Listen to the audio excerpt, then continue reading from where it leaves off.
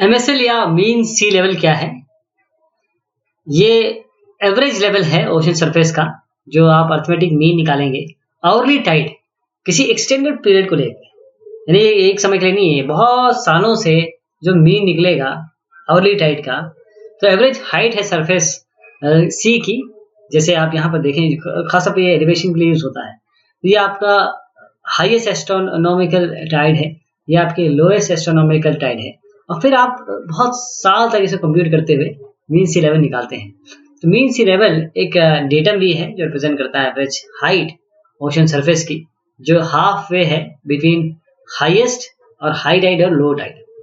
जो कॉमन या relatively straight forward आपका तरीका है मीन ये सी लेवल स्टैंडर्ड का, उसमें क्या करते हैं, आप मिड पॉइंट निकाल लेते हैं। जो मीन लो है और मीन हाई टाइड है किसी एक पर्टिकुलर लोकेशन पे, उसका मीन निकालिए, मिड पॉइंट निकाल लेते हैं। तो मीन सी लेवल बहुत सालों से जो तरीका था टोपोग्राफी या बेथीमेट्रिक एलिवेशन को, आप बोलते हैं ना मैं मीन सी लेवल से इतने ऊपर हूँ, तो पहले जो तरीका था उसको आज भी सी लेवल से ही है। तो जियोडेसिस ये समझते हैं, और ये प्रूवन भी है कि जो सी है पानी, ये पूरी तरीके से बैलेंस होता है अर्थ ग्रेविटी से, और ये परफेक्टली रेगुलर फिगर बनाता है। मीन सी लेवल ये एक टाइडल डेटम है, जिसका जो आप अर्थमेटिक मीन निकालते हैं आवरली वाटर एलिवेशन का, लेकिन ये बहुत सारे, कोई ऐसा एक साल नहीं है, बहुत सालों से चला आ रहा है, उसको कंप्यूट करके आप मीन लेवल निकालते हैं। ये डिफरेंट डेफिनेशन है, ये एवरेज आउट कर देती है जो आपके टाइडल हाइट है या लो है हाई, क्योंकि टाइड मून और सन के हिसाब से जो चेंजिंग इफेक्ट है ग्रेविटेशन फोर्सेस के, उस हिसाब से टाइड आती है टाइड जाती है। तो जो सबसे ज्यादा आ रही है सबसे कम आ रही है, उसके बीच की आप वैल्यू या मीन निकालते हैं।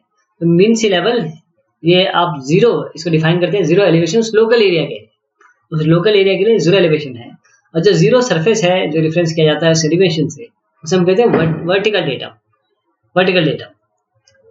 लेकिन मैप में इसके लिए ध्यान दीजिएगा, ये सी लेवल इतना कोई सिंपल सरफेस नहीं है, और चूंकि जो सी का सरफेस है ये अर्थ की ग्रेविटेशनल फील्ड को फॉलो कर रहा है, तो मीन सी लेवल इसमें स्लाइड, इसमें हिल भी होंगे, वैलीज भी होंगे, और वो लैंड सरफेस के जैसे होंगे, स्मूथर नहीं होंगे।